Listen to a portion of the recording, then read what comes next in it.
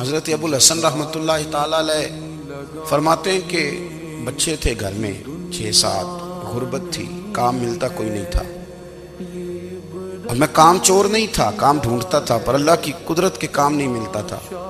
فرماتے ہیں کہ میں نے ایک دن اپنی اہلیہ سے کہا کہ آج میں پھر جاتا ہوں کام ڈھونڈنے، تو میری بیوی بڑی فرما بردار تھی، پر اس دن نہ غربت کے ہاتھوں تانگ آ کے کہنے لگی آج نہ کچھ لے کے آیا تو میں بچے لے کے میکے چلی جاؤں گی۔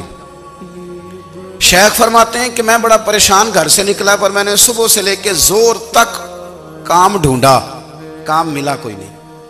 تو میرے دل میں خیال آیا چلو کام نہیں ملتا تو اللہ اللہ تو کرے نا، چلو بندوں کی مزدوری نہیں ملتی تو رب کریم کی عبادت ہی کرتے ہیں۔ فرماتے ہیں کہ میں نے نا فرات کے پانی سے وضو کیا، نہر کے، شدید دھوپ تھی، ساتھ ریت تھی اور ریت تپ رہی تھی، میں نے اپنا رومال وہیں مصلی کے طور پر بچھا لیا، اور فرماتے ہیں کہ زور سے لے کر عصر تک نماز پڑھی، دھوپ بھی پورے زور پہ، پر میرے سجدے کا ذوق بھی پورے زور پہ۔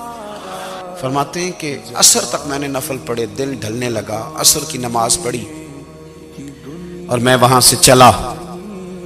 اب میں جب نکلنے لگا تو دل میں خیال آیا کہ چھوٹی چھوٹی دیواریں ہیں گھر کی، بغیر کچھ لیے جاؤں گا تو بیوی دور سے دیکھے گی تو شور کرے گی کہ پھر خالی ہاتھ آ گیا ہے۔ کہتے ہیں میں نے اپنی اسی رومال میں جس پہ میں نے نماز پڑھی تھی نا، رومال میں، کہتے ہیں اسی میں نا میں نے کچھ ریت بھر لی کہ وہ دور سے دیکھے گی تو سمجھے گی کچھ لے کے آیا ہے، چلو جا کے اسے بتا دوں گا کہ آج پھر مزدوری نہیں ملی۔ کہتے ہیں وہ ریت لے کر جب میں گھر میں گیا تو پہلے بیوی دروازے پہ کھڑی ہوتی تھی، پوچھتی تھی خالی ہاتھ آ گئے ہو؟ آج میں نے دیکھا تو ہے ہی کوئی نہیں۔ فرماتے ہیں میں اندر داخل ہوا، سلام لیے، کونے میں میں نے وہ رومال رکھ دیا اور میں نے آواز دی کہ بھلی مانس کہاں ہو؟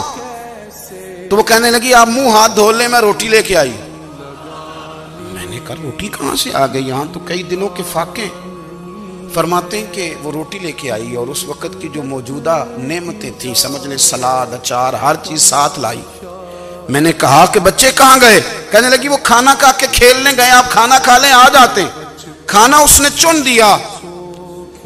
میں نے حیرت انگیز لہجے میں ساری نعمتیں اپنے دسترخوان پہ دیکھ کر کے بیوی سے پوچھا یہ کہاں سے آیا کھانا؟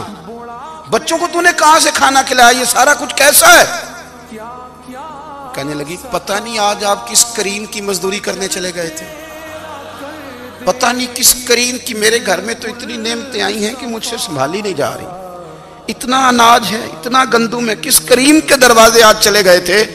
یہ کہتے کہتے وہ اٹھی اور اٹھ کر کے کہنے لگی پہلے بڑا کچھ آیا تھا، اب کیا لے آئے ہو؟ اور جا کر کے نا اس نے وہ ریت والا رومال کھولا، کہنے لگے میں تو لے کے آیا تھا ریت، تو میرے رب نے اسے بھی سونے اور ہیرے بنا دیا۔